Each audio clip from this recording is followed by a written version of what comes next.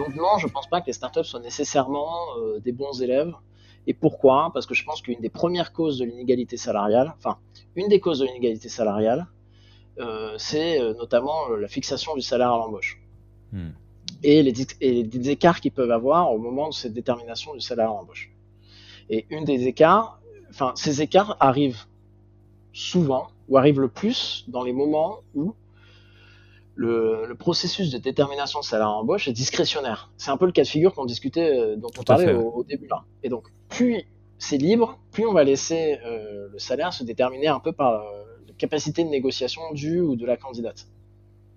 Et donc, on sait qu'en moyenne, et ça en plus à ça, Edith Zeller de chez Avisio a fait un post là-dessus. Ils ont pris des datas de gens qu'ils ont pu interviewer, ils ont bien pu montrer qu'en moyenne, dans les candidats dans les candidats qu'ils avaient interviewés, bah, les candidates en tout cas étaient bien plus prêtes à remettre en cause leur salaire, à ne pas augmenter leur salaire pour rejoindre un poste, alors qu'en moyenne, les candidats hommes, eux, étaient beaucoup moins prêts à le faire et demandaient en moyenne beaucoup plus d'augmentation lors de leur prochain job.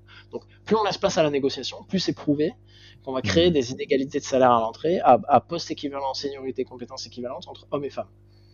Et donc, comme en startup, il y a quand même beaucoup moins de processus de grille de salaire établi, surtout très tôt dans les startups, que dans les plus grands groupes.